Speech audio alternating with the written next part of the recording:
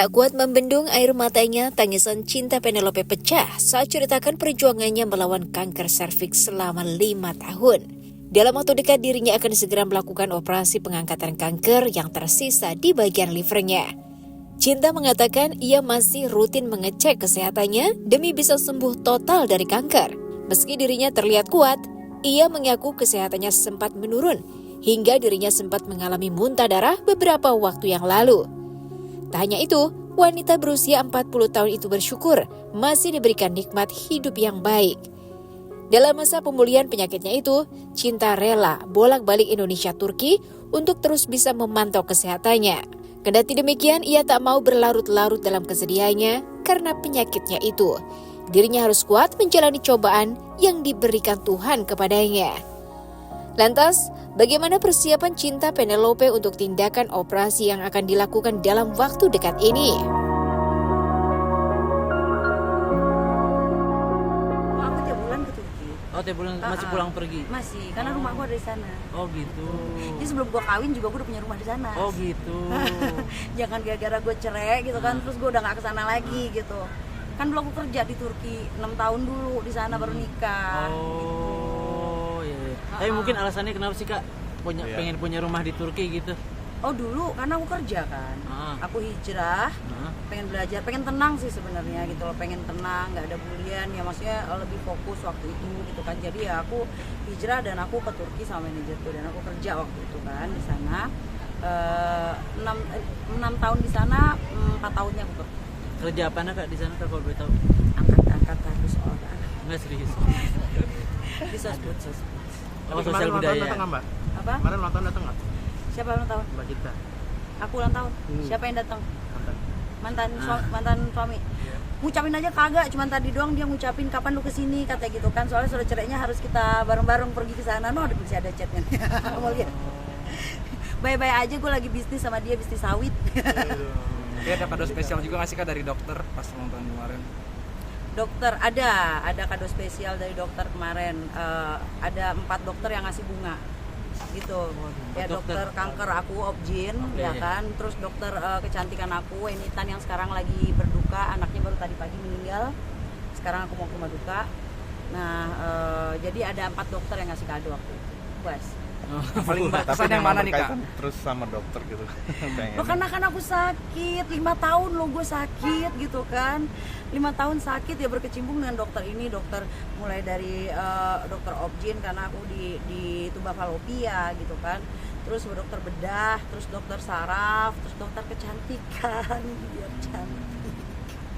Tapi dari keempat dokter itu yang paling deket itu Semua yang... dekat, semuanya sahabatan aku, semuanya dekat. Tapi kalau untuk kado yang paling berkesan dari dokter yang mana Kak?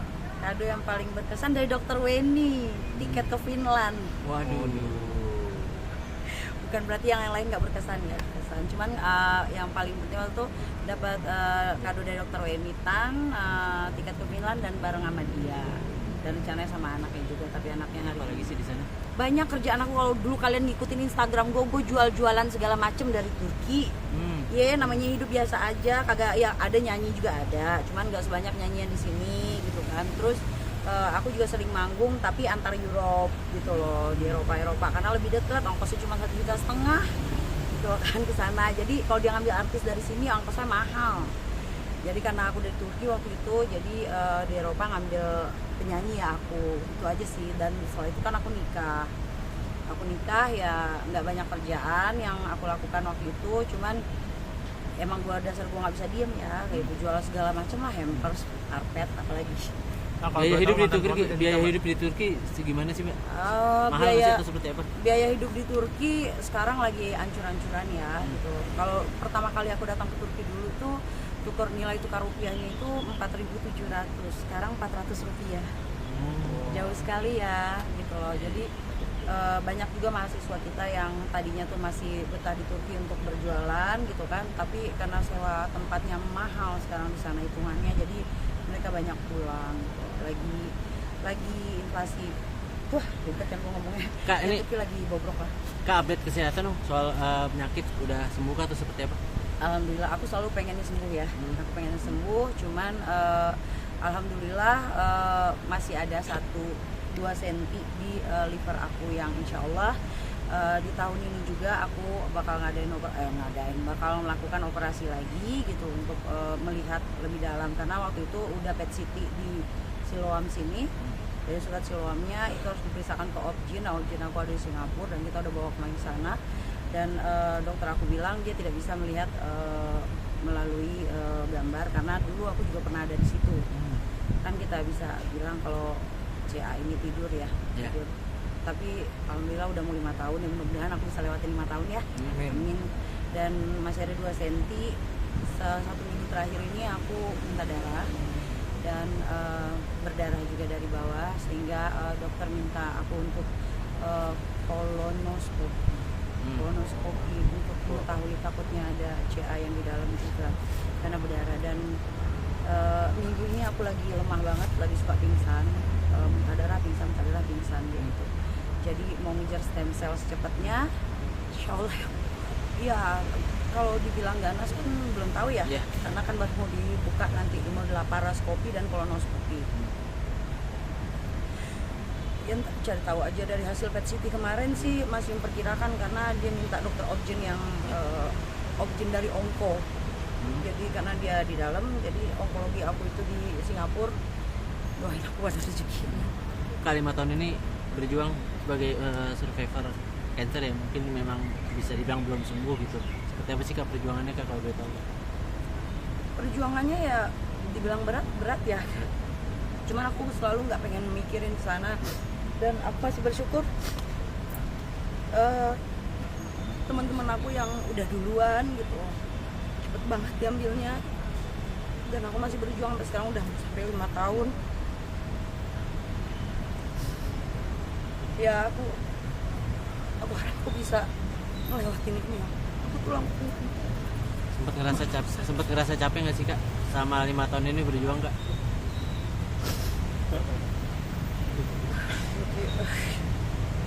Capek sih enggak, aku masih bersyukur aja. Gimana caranya aku kelihatan sehat gitu, supaya mama aku juga nggak kepikiran. Oke siap. Ya. Semangat ya Kak. Makasih Kak Cinta.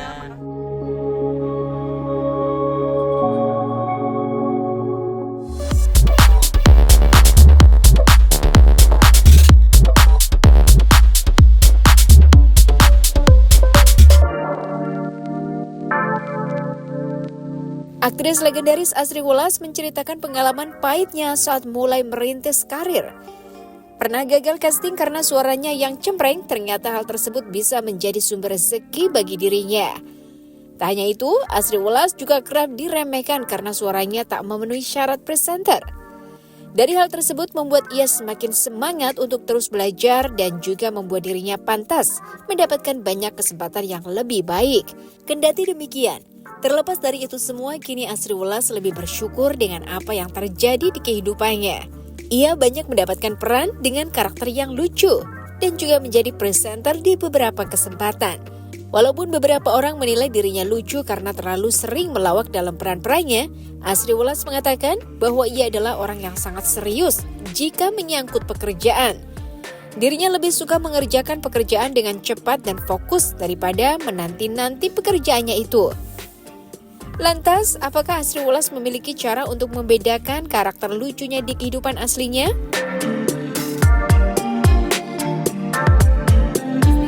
Di TV lu sebelah itu iya. Kenapa Mbak di TV-nya dia nih ya, aku pernah kontrak 30 episode tapi 3 episode dirumahkan waktu zaman dulu, beneran ini gara-gara suaraku gini. Nah, zaman 90-an dulu presenter tuh harus apa kabar, semuanya baik gitu loh, harus nggak boleh cacat vokal, beneran, karena biar enak didengarnya dan terus orang biar catchy gitu. Punya radio, TV nggak ada yang nggak, aku istilahnya kan cacat vokal ini, ngomong sember ya kan. Nah, kontrak 3 episode dirumahkan. Aku tanya sama produserku, kenapa? Gue ngeditnya mau pecah speakernya, beneran. Oke lah, aku sampai nggak sakit hati, tapi emang gue lahir begini ya kan. Gue bilang sama nyokap gue nih, Bu, suaraku jelek ya? Iya, kata mbak gue. Jujur ya? Iya benar. Makanya aduh kayaknya aku di rumah, ya udah nggak apa-apa, berarti nggak cocok, nggak usah maksain jadi orang lain, jadi diri sendiri aja. Sana kamu casting orang yang aneh atau memang karakternya kayak kamu, pasti ada, dapet deh. Jadi si Welas itu sampai sekarang namanya ke bawah, Asri Welas. Padahal kan nama aku Asri Pramawati di Dipleng, akhirnya tiba sedeng kan. Gitu. Mas Wi, mungkin kalau boleh flashback sedikit nih, awal mula sebelum terkenal sekarang tuh awal karir gimana sih? Menari. Aku umur 11 tahun menari Guru Soekarno Putra, jadi penari. 11 tahun aku udah menari di mana aja. Menari tradisional, modern, semua tarian aku bisa. Nah, dari panggung ke panggung belajarnya, akhirnya kenal banyak orang ya, kayak kita aja terus mencoba hal baru, casting ribuan kali. Emang dipikir itu si Welas itu udah berapa ribu itu aku casting, jangan dibilang cuma sekali 2 kali loh, enggak, penolakannya berkali-kali. Tapi namanya bader ya, tau nggak, anak bader gue maksudnya anak bandel ya, disuruh apa-apa pokoknya udahlah kita jalanin aja, ternyata membuahkan hasil. Jadi nggak ada namanya kerja keras gak berhasil, nggak ada, pasti ada. Pernah les vokal, pernah, tapi keluarnya gini lagi. Nah, Nggak gini, kadang-kadang diperlukan les vokal itu untuk apa? Untuk kalau kita nge-MC di atas stage atau di lapangan, sehingga kita olah vokalnya pakai suara perut. Nah itu, cuma keluarnya juga nggak bodoh amat, orang yang daya lahir pita suaranya begini ya.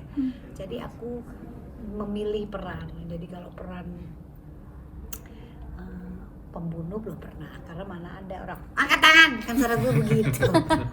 Orang jadi angkat tangan ya, angkat tangan gitu kan dong, ngomong gitu, ketawa dia, mau angkat tangan, bener, belum pernah tuh jadi penjahat, makanya aku angkat tangan, gitu ya. tapi suara Bagus ya, bisa nggak juga, membawa berkah. kan?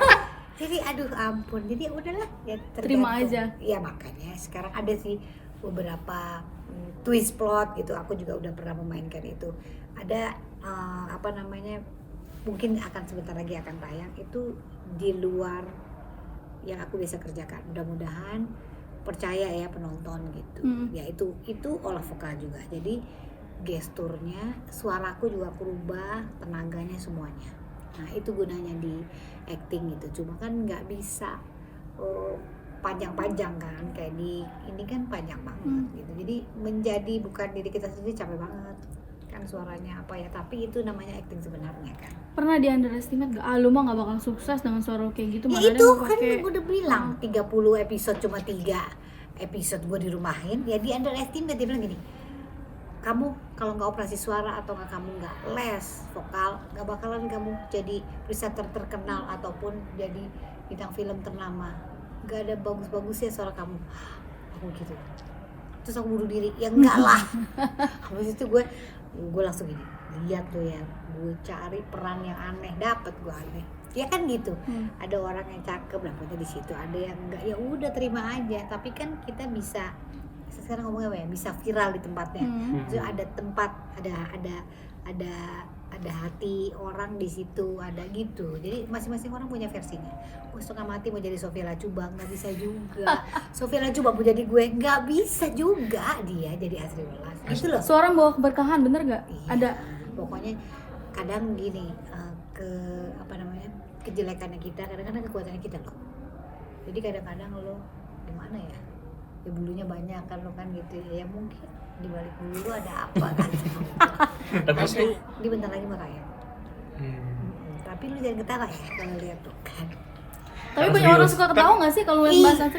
capek nggak sih kayak dinilai lucu terus tuh? Ini Rudi Sudjarwo ya, ada filmnya dia yang baru, ada Rudi Sudjarwo. Aku tuh mengabarkan berita yang nggak enak dan aku jadi dokter.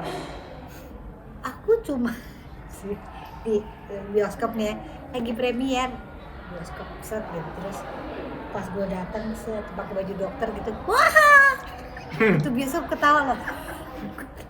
Gue belum ngomong, pas gue ngomong itu gue ngomongin masih Nicholas Saputra kan, gue tuh menyampaikan kabar yang duka sebenarnya, sedih. Satu bioskop ketawa, masih jadi dokter, aduh kurang pantas gitu. Pantas gue jadi dokter, aduh jadi pantasnya jadi apa men gitu loh. Jadi ya lumayan cukup berat ya. Tapi emang merasa lucu mbak? Enggak, Apa sih yang bikin lucu gitu? enggak ada. Gue tuh kebetulan dapat perannya tuh humoris melulu ya, padahal gue gue sebenarnya tekanan batin loh dibilang komedian. Kan lucu itu kan relatif. Orang bisa ketawa gara-gara iya kan gitu, tapi orang juga bisa nggak bisa loh. Apa sih apa lucunya sih kan gitu. Jadi gue kalau dibilang lu tuh pelawak, gue bilang aduh enggak, gue mah cuma membaca naskah gitu. Karena kalau dibilang pelawak tuh kan harus heboh. Apalagi ya, kadang kita suka MC mau pas mau naik panggung yang lucu ya mbak, yang lucu, waduh berat, kayaknya mau turun lagi kalau enggak nih mbak DP-nya saya balikin deh gitu. Tapi nyadar nggak Mas, apa Aduh, sih yang takut. bikin Mbak sih kayaknya orang tuh ngeliatnya lucu? Apa kalau dilihat Mas? Iya peran karena callingannya itu, nah terus plotnya dimainkan itu, terus dibantu sama musik apa sehingga terciptalah jadinya humoris. Padahal aku tuh serius banget Beda sama aslinya ya. kan. Nggak bisa. Gue serius. Pernah nggak ada Gue tuh kalau acting serius banget. Nggak pada percaya orang gue tuh serius.